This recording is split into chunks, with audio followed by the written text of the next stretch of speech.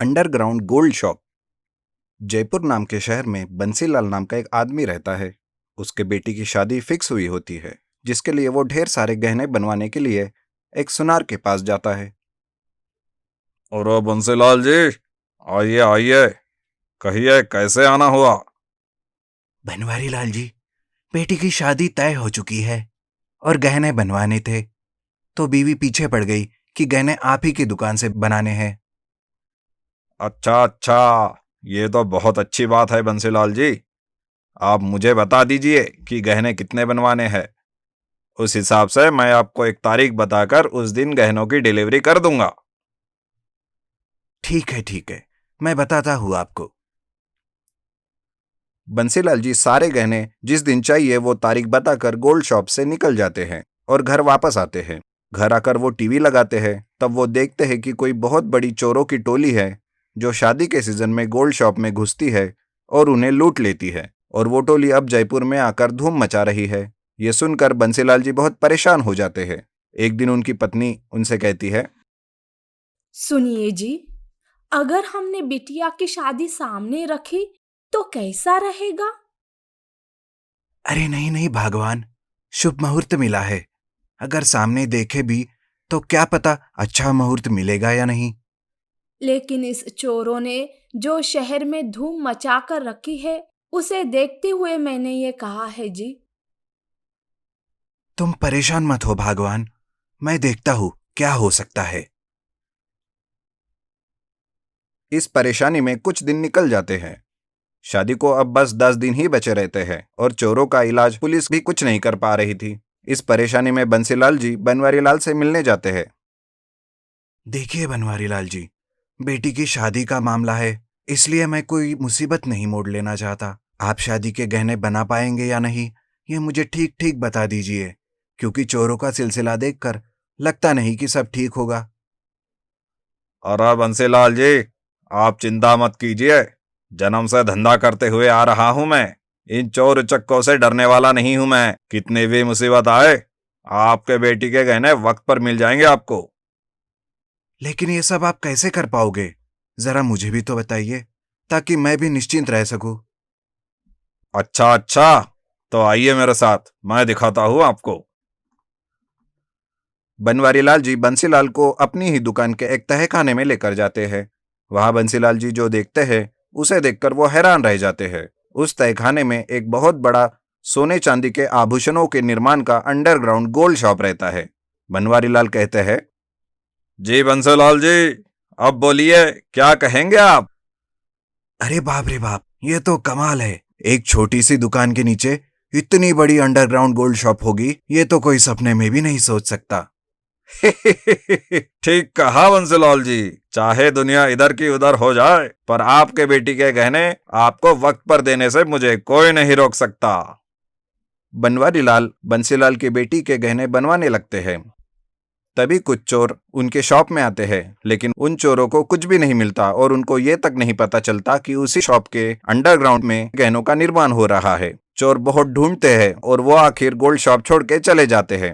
इधर बंसीलाल जी अपने बेटी की शादी की तैयारी करते हैं और बनवारीलाल सारे गहने वक्त से पहले दे देते हैं। शादी धूमधाम से हो जाती है और चोर बनवारीलाल के अंडरग्राउंड गोल्ड शॉपी का पता तक नहीं लगवा सकते।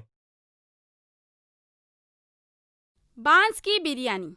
एक गांव में मोहन नाम का एक आदमी रहता था। वो बहुत नेक इंसान था। उसकी बीबी का नाम रीमा था। वो बहुत घमंडी थी और उसे पैसों का भी लालच बहुत होने के कारण वो हमेशा मोहन से झगड़ा करती थी। ये चाहिए वो चाहिए कह के मांगती थी, मगर उसकी ख्वाहिशें पूरी ना होने के जैसी थी। मोहन रोज जंगल में जाके बांस को काटकर उसे होटल में बांस की बिरयानी बेचा करता था। मोहन की बांस की बिरयानी के शौकीन उस गांव में बहुत थे। मोहन होटल में बिरयानी बेचने से पहले बड़े बुजुर्गों को खिलाने के बाद धंधा शुरू करता था। ये बात रीमा को बिल्कुल पसंद नहीं थी। ये क्या, तुम रोज ऐसे दान धर्म कर रहे हो? हम कोई जमींदार नहीं है। अरे रीमा, हम थोड़ा दान धर्म करेंगे तो हमारी संपत्ति घटने वाली नहीं है। जितना दान धर्म करोगे लक्ष्मी देवी उतनी प्रसन्न होंगी। एक दिन मोहन बांस लाने के लिए जंगल में जाता है। वो बांस को पेड़ को काटते वक्त उसको रोने की आवाज आती है। मोहन इधर उधर देखता है मगर कोई दिखाई नहीं देता है। वो फिर बांस काटने में व्यस्त हो जाता है। फिर से उसे रोने की आवाज सुनाई देती है। तो मोहन अपने कुल्हाड़ी को नीचे रखकर इधर उधर देख के जब पीछे मुड़ा तो उसे एक बूढ़ा आदमी बांस के पेड़ों के बीच में रोते हुए नजर आया। मोहन उसके पास गया। दादाजी, कौन है आप? यहाँ पे बैठ के क्यों रो रहे हैं? बेटा, इस दुनिया में मेरा कोई नहीं है। मेरे बच्चों ने मुझे घर से निकाल दिया। अभी इस उम्र में कहाँ जाऊँ, क्या करूँ, कुछ समझ में नहीं आ रहा। मोहन को उस बूढ़े आदमी के ऊपर दया आती है। मोहन उस बूढ़े आदमी को लेकर घर आता है। बूढ़े आदमी को देखकर रीमा मोहन से, कौन है ये बूढ़ा, घर पर क्यों लेकर आए हो? देख, दादाजी बहुत तकलीफ में हैं। जंगल में अकेले थे, इसलिए मैं इन्हें अपने साथ लेकर आया हूँ। आज से ये हमारे साथ ही रहेंगे। अरे तू क्या कोई जमींदार है क्या? गांव के कोई अरे गहरे नत्थु खेरे को लेके घर पे आया है। अभी इस बूढ़े का खर्चा कौन उठाएगा? ये सब रीमा की बातें सुन के वो बूढ़ा आदमी, रीमा बेटी, मैं तुम्हारे घर और होटल दोनों में काम करूंगा। मुझे रहने के लिए थोड़ी जगह और खाने के लिए थोड़ा भोजन दे दो बस। भगवान तुम्हें सुखी रखेगा। अरे बस बस, तेरी बातें सुन के मैं थक गई हूँ। वो भगवान कब सुख देगा मालूम नहीं है, और जो कुछ बचा कुचा है वो मेरा पति दान धर्म में उड़ा रहा है। ए बूढ़े, और एक बात सुन, मुझे मैडम नहीं तो मैन साहब पुकारेगा, समझ में आया? कह के वो वहां से चली गई। मोहन उस आदमी से माफी मांगकर होटल चला जाता है और इधर रीमा बूढ़े आदमी को घर के अंदर बुलाती है। अरे वो बूढ़े, बाहर क्या कर रहा है, अंदर आके बर्तन साफ कर। वो बूढ़ा आदमी हंसते हुए बर्तन की ओर देखा तो तुरंत अपने आप बर्तन साफ हो गए। वैसे ही कपड़े, घर सब साफ हो गया। ये सब बातें रीमा को पता नहीं चलती। रीमा अंदर टीवी देखते हुए बूढ़े आदमी को आवाज देती है, क्या बर्तन साफ हो गए?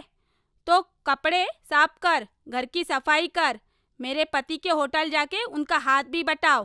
हंसते हुए ठीक है मेम साहब, कहा। बूढ़ा आदमी मोहन के पास गया। वहाँ पे मोहन ने बांस की बिरयानी पहले से तैयार की हुई रहती है, लेकिन मोहन एक कुर्सी पे बैठा रहता है। क्या हुआ बेटा, इतने थके क्यों हो? कुछ नहीं दादाजी, थोड़ा बुखार है। जल्दी बिरयानी बेचकर घर को जाकर आराम करूंगा। बेटा, तू यहाँ पे बैठकर आराम कर, मैं आज बिरयानी बेचूंगा।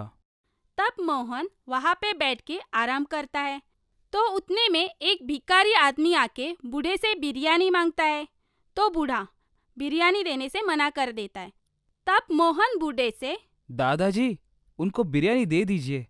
वो बिरयानी खाने के बाद ही मैं अपना धंधा शुरू करता हूँ।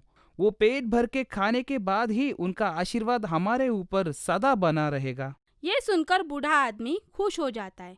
उस भिखारी को बिरयानी देके भेजता है। देखते ही देखते बिरयानी खत्म हो जाती है। बाद में बूढ़ा आदमी मोहन को लेकर घर पर आता है। रीमा तभी घर में मन ही मन, ये बूढ़ा कैसे इतनी जल्दी काम खत्म किया? लगता है इसे काम करने की आदत ज्यादा है, तो अब से घर का पूरा काम इसे बूढ़े से करवाऊंगी। रीमा सोचते वक्त मोहन और बूढ़ा आदमी दोनों घर पे आ गए। अरे ये क्या, इतना जल्दी घर पर आ गए? बुखार थोड़ा ज्यादा है, इसीलिए आया। अरे बुखार उतना तो नहीं है, क्यों धंधा आधे में छोड़कर आए हो? नुकसान कौन भरेगा? मेम साहब, बिरयानी तो पूरी बिक गई है, ये देखिए। क्या, इतना जल्दी बिक गई? वो कैसे? ठीक है, पैसे दो। बूढ़ा आदमी रीमा को पैसे देता है। मोहन जाके सो जाता है।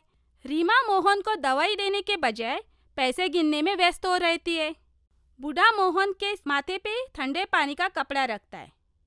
अगले दिन सुबह मोहन ठीक हो जाता है, लेकिन रीमा को बुखार से तपतपाते हुए कॉट से नीचे नहीं उतर पाती है। बेटा, मैं घर का पूरा काम कर दूंगा, तुम जंगल जाकर बांस लेकर आओ। होटल में जो भी सामग्री चाहिए वो मैं देख लूंगा। मैं आज होटल नहीं खोलूंगा। अरे बेटा, होटल नहीं खोलोगे तो नुकसान हो जाएगा ना। दादाजी, रीमा की तबीयत ठीक नहीं है, मुझे पैसों से इतना लगाव नहीं है। रीमा की तबीयत ठीक हो जाए, बस इतने ही मुझे चाहिए। मोहन की बातें सुन के रीमा रोने लगती है। मुझे माफ कीजिए, मेरे पैसों की लालच की वजह से प्यार और आपका लगाव भूल गई। इस दुनिया में प्यार का लगाव बढ़कर और कुछ भी नहीं है, ये आज मुझे समझ आया। दादाजी, मुझे माफ कर दीजिए। कोई बात नहीं मेम साहब। दादाजी, मेम साहब नहीं, रीमा बुलाइए। तुरंत वो बूढ़ा आदमी हंसते हुए साधु में बदल गया। ये देख रीमा और मोहन आश्चर्य हो जाते। बेटा, मुझे कई 100 साल पहले एक देवता ने श्राप देकर कहा कि एक अच्छे मानव की सहायता करो तो मेरा श्राप विमुक्त हो जाएगा। आज इतने साल के बाद मेरा श्राप विमुक्त हुआ।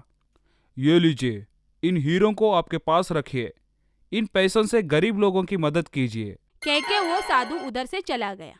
दोस्तों, इस कहानी से हमें ये सबक मिलता है, धन ही एक दुनिया में अनमोल नहीं है, उससे बढ़कर किसी के चेहरे पे खुशी देखना है।